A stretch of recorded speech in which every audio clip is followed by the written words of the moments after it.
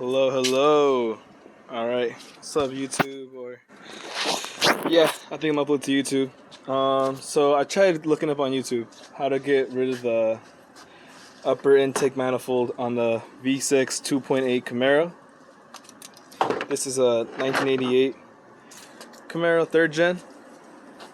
As you can tell, I've been trying to fix little things that on this car, So the reason why I wanted to take this thing off, right, was just because of the fact that I drove this car and it feels just extremely too slow, right? And it smells like gas a lot from the exhaust. So, and it pops a lot. So, a lot of misfires, put it that way. And so I was like, okay, I'll try to fix what I can do. Start touching the motor. Try to fix as much as I can. And it still was really, really slow. So my hope is that because of these ignition. Damn, I forgot what it's called. These things. All right, these things. I'll probably look it up when I upload it to YouTube or whatnot. But to get rid of this, right, which is a fucking bitch and a half, if I'm being honest, the upper manifold, just because it's my first job, haven't touched a motor or worked on a car. Really like this ever, so it's also my first time. But in case you're having struggles or don't know what the heck what you're doing at all, and you want to change your fuel injectors, there you go, fuel injectors. And to get to that, you have to remove this, which really all you need to do is remove these starts. So you've probably seen this in this perspective. You probably remove this screw, this, all these, right? Only ones on the side. So these 1, 2, 3, 4. What you can see here, whatever. Get rid of these on this side, these on this side, and then from there, you have to untighten this, which is tied into this. Sorry, tied into this end, which are these two screws. So 1 and 2. So in this perspective, it's on the right, upper right, in the lower left-hand corner. Yeah, and then obviously take this intake right here off, which I did earlier. And then apart from that, you have to disconnect the hose right here, which are all like air pressure hoses right here. Gotta take this off, and then mine cables right here are already messed up or cracked, so I didn't have to do much. Yeah, I do that later. So yeah, I want to take that off.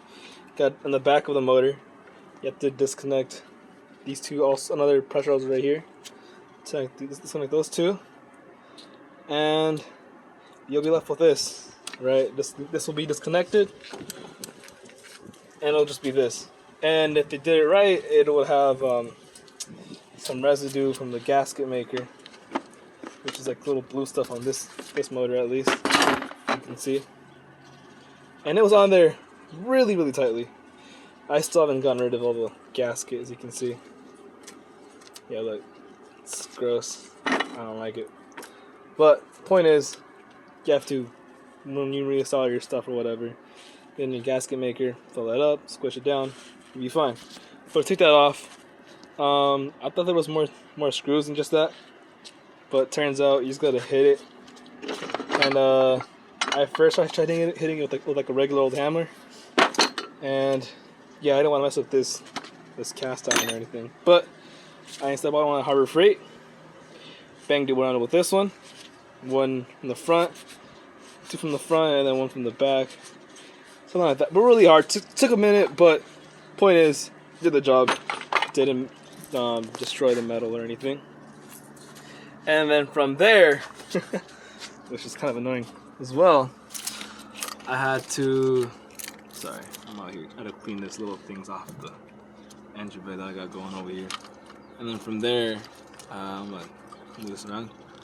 You're gonna see these 2 hoses,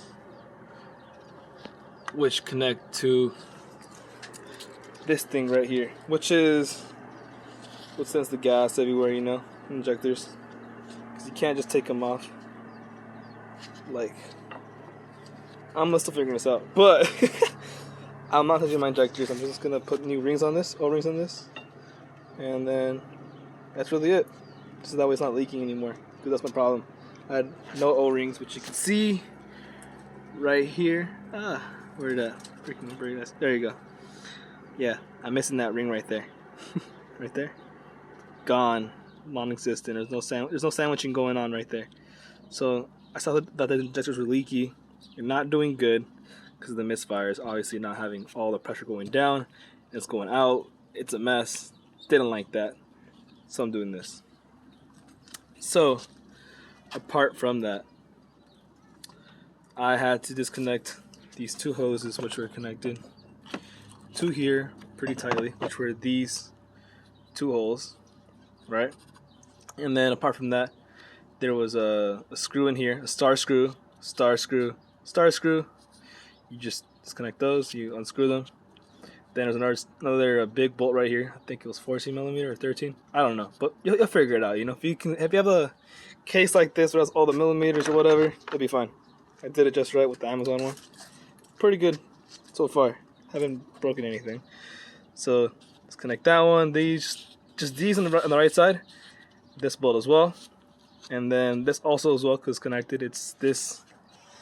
Let me see. Try to find it again.